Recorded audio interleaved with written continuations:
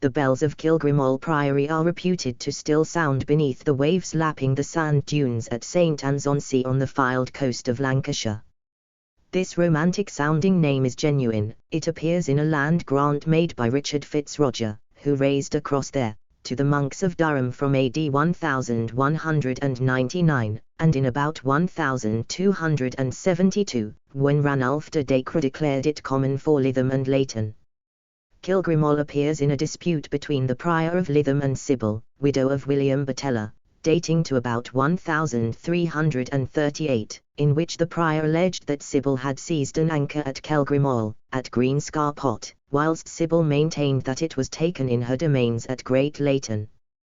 The name and nature of Kilgrimol as it appears in early sources has led to a good deal of speculation that the first element is suggestive of the presence of Cooldees, a movement of ascetic monks whose origins lie in Ireland. Eilert Ekwall, however, suggests that the name actually means the hole, or hollow, of one Kelgrim, a name which also appears in the name of Kellimer, Kelgrim's Arg or summer pasture, to the northeast of Lytham. Ekwall notes a suggestion by Bjorkman that the name commemorates one Kittilgrim, though dismisses it. The name Kittil appears in place names in the adjoining township of Marton, where we find Kittelsworth and Kettleshomewthray in old charters. The place was presumably situated in low-lying land beneath the present-day dunes, with raised ground on either side. The later names of farmsteads, Stony Hill to the northeast and Twiggy Hill to the southeast, as well as the area known as Cross Slack, which is strongly associated with the Kilgrimol Cross, bear this topography out. The church at Kilgrimol was undoubtedly ancient, the cemetery being named in Richard Fitzroger's original grant. Richard's Cross near the cemetery, which may be the old cross on Cross How mentioned in the 13th century, though the various crosses on the sand hills became the foundations of boundary disputes centuries later. The church was located on an expanse of dunes stretching down from the coast at modern-day Blackpool around the northern side of the opening of the Ribble estuary towards Lytham. On the west lay the sea, ever lapping at the foundations of the dunes, always with the threat and promise of an overwhelming swell. Immediately to the east of Kilgrimol stood the fetid, brackish waters of the ominously named Cursed Mere, a region of treacherous standing water within the wide expanse of mossland separated from the ocean by the narrow finger of sand where the ancient church stood, and one which has, over the course of the centuries, claimed the lives of many unwary kine.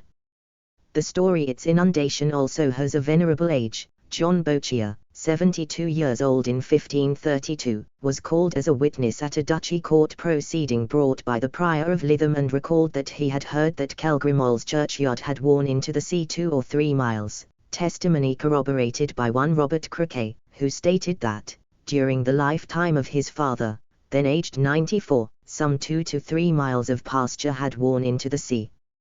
Thus, Kilgrimol appears to have fallen prey to the waves at the transition from the medieval warm period to the Little Ice Age, as did certain villages to the south. The churchyard and cross are remembered in the name Cross Slack, earlier Churchyard Slack, which came to be sparsely inhabited during the 16th or 17th century. Interestingly, Henry VIII's decision on the 1532 case mentions common and waste ground in Kilgrimos, a subtly different variant on the name which may indicate the veracity of the tradition, with the former site becoming inundated and later forming part of the mossland. The precise mechanism by which Kilgrimol fell prey to the sea is perhaps similar to that of 1927. When the tide broke through the sandhills on North Drive and flooded the road to a depth of 6 feet at the later settlement of St Anne's-on-Sea. Kilgrimol is also mentioned in testimonies dating to 1608, with a number of witnesses confirming the previous statements that it had been lain waste by the sea. In particular, one Richard Fish of Lytham, a man of about 70 years of age in 1608, adds some interesting details. And he further saith that he knoweth a place in the Hawes called Churchyard Slack, and that he hath seen great stones or groundwork of walls under full sea within flood water west from Churchyard Slack, and he thinketh that the church of Kilgrimol stood there. The precise location of the Kilgrimol cross was apparently lost, with testimonies in the 1532 and 1608 cases musing on the identification, or otherwise, with Richard Fitzroger's cross of a number of others located in the area. These were the wooden cross with a statue of Saint Cuthbert destroyed by Batella's men, and the cross in the hawse, which Robert Croquet's father said was first set up for a remembrance that one Fidela killed a man called Wheeler, and nor the former bound. Kilgrimol, of course, also piqued the fancy of literary-minded sorts in Victorian England, which no doubt fed the legend.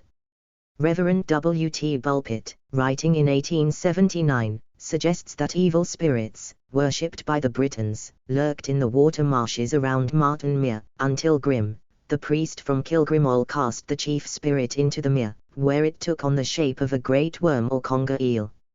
Later, in Viking times, the eel was loose and came out to the dwellings of those who took refuge on the shore, and ate sheep and even children, and the ministrations of the local clergyman proved ineffectual against it, and so he went to Cross Slack, where Grim's oratory had stood, and hoped Grim would aid him by a vision. Subsequently, as Grim's little bell rang for prime, the priest heard a voice which gave him directions for dealing with the beast, who was henceforth confined to Martin Mere. And even yet, on a moonlit night, a swell on the water marks where he rolls in agony. William Canton gave another account in a volume entitled A Child's Book of Saints, which recounts the tale of Oswald the Gentle, supposed prior of Kilgrimol, in the ancient years before the great inroad of the sea which broke down the high firs of the western forest of Amounderness, and left behind it those tracts of sand and shingle that are now called the Blowing Sands. Canton places Oswald's career and the destruction of Kilgrimol prior to the Black Death, which hit this part of England in 1349. Oswald's name, however, and that of the other characters Anselm and Bede, point to Anglo-Saxon times. Canton also made extensive use of the tidings of Kilgrimol and Wadham Thorpe in his Queen Mab. Perhaps the best thing to finish up on is Clive Kirsten's Notice, a humorous take on the legend of the ghostly bells.